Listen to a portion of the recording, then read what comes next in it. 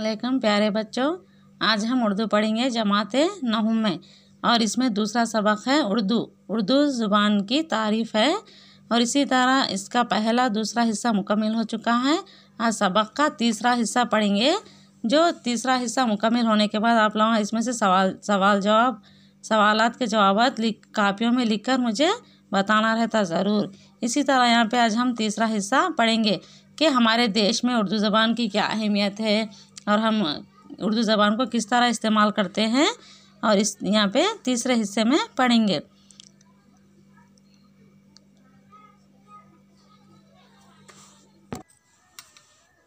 मेरी इल्तिजा है और मुझे उम्मीद है कि तारीख़ी इत्तेफाक़ात ने उर्दू हिंदी के ताल्लुक़ में जो गतियाँ डाल दी है, यानी ये मेरी उम्मीद है कि तारीख़ के इत्तेफाक़ात ने उर्दू और हिंदी के ताल्लुक़ में जो गतियाँ डाल दी है, यानी दोनों के दरमियान जो नावाकिफ़ियत है, वो उर्दू हिंदी दोनों के काम करने वाले मिलकर अपनी सोच बूझ और साफ़ दिली से इस तरह सुलझाएंगे कि याद भी ना रहेगा कि कभी ये उलझन पैदा भी हुई थी। मोहब्बत से कहते हैं टूटे हुए दिल जुड़ जाते हैं, यानी उर्दू और हिंदी ज़ुबान में जो नाइत्तेफ़ाक़ियाँ थे, इसको हम अपने अच्छे अंदाज में कहते हैं कि मोहब्बत से कहते हैं कि टूटे हुए दिल जुड़ जाते हैं।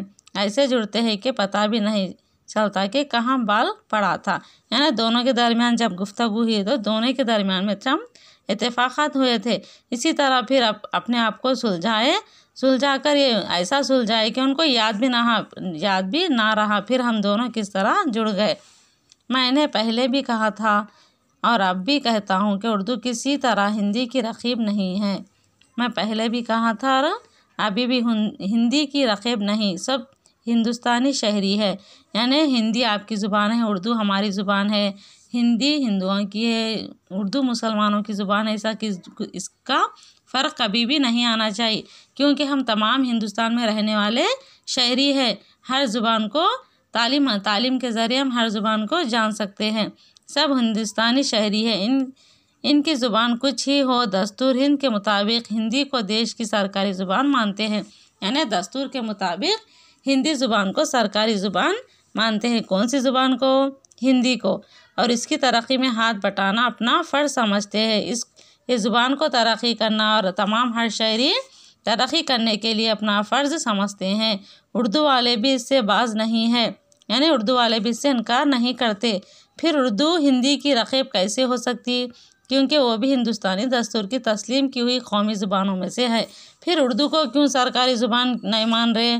क्योंकि दस्तूर के हिसाब से देखा गया तो हिंदी सरकारी ज़ुबान है। यहाँ पे एक है और हिंदी से सबसे क़रीब है। हिंदी को ज़्यादा से ज़्यादा लोग जानते हैं। इसलिए अगर उर्दू दानों को कहे तो शिकायत हो इनकी ज़ुबान की तरक्की में कोई रुकावट है, तो मेरा जी चाहता है कि इनकी तरफ से पैरवी हिंदी वाले करें। यानी उर्दू को भी सरकारी ज़ुबान जानना चाहिए। यानी हिंदी वाले बोल रहे ऐसा, उर्दू भी कोई ख़राब ज़ुबान नहीं है।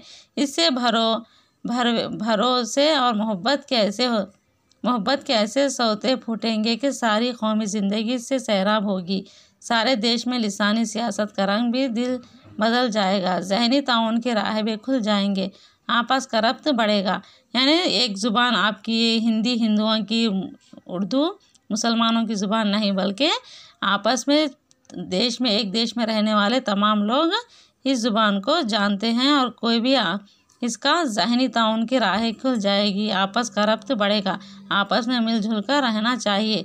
क्या अजब है कि सारे देश में ऐसी हसीन और शरीफ ज़ुबान का चलन हो जाए जो बस हज़ारों की गिनती है, गिनती में आलिमों तक महदूद ना हो, बल्कि करोड़ों आदमियों के दिलों में अपनी जगह बना सकते हैं।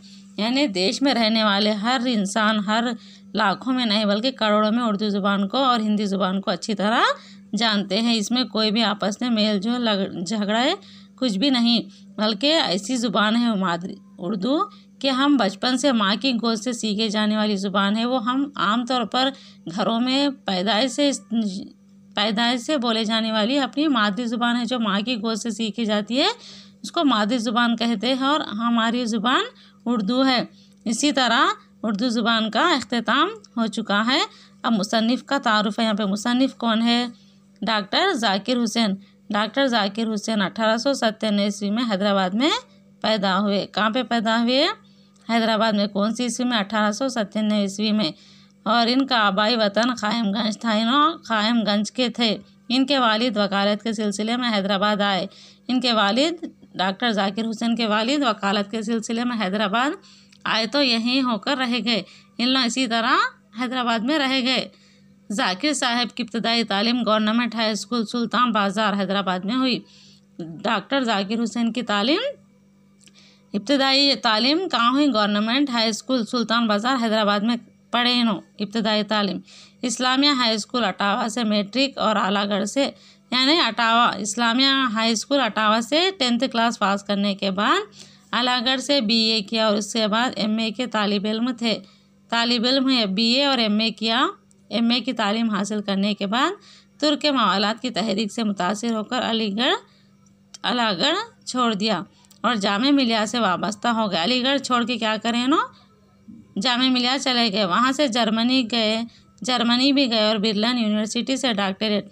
जर्मनी गए और बर्लिन जाके बर्लिन यूनिवर्सिटी से डॉक्टरेट की तालीम हासिल करें नो। डॉक्टर भी हैं नो। और फिर जामे मिलिया के शेखुल जामिया हो गए। 1948 से मुस्लिम यूनिवर्सिटी के वाइस चांसलर की हैसियत से 8 साल खिदमत अंजाम दिए। 1948 ईस्वी में मुस्लिम यूनिवर्सिटी के क्या बने नो? वाइस चांसलर बन गए। कितने साल खिदमत करे वहाँ पे? कितने साल नौकरी के खिदमत अंजाम दिए? 8 साल। इसके बाद बिहार के गवर्नर, फिर नायब सदर जमहूरिया। इसके बाद बिहार चले गए, जाके वहाँ पे गवर्नर बने। उसके बाद फिर नायब सदर जमहूरिया और सदर जमहूरिया के जलीलुल क़द्र ओहदे पर फायज हुए। इसी तरह उन्होंने सदर जमहूरिया बने, सदर जमहूरिया हिंद बने। और इसी तरह डॉक्टर साहब को तसनीफ़ व तालीफ़ का बहुत कम मौका मिला, यानी अच्छे मालूमात हासिल करने, किताबें लिखने का मौका कम मिला।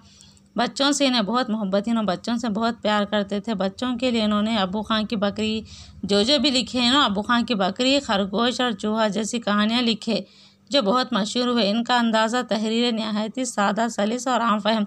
इन्होंने बहुत ही सादा अल्फाज लिखते थे। जो भी कहानियाँ और जो भी सबक़ां लिखते थे बहुत ही आसान अल्फाज में, सादा अल्फाज में लिखते थे। कौन से हैं ना?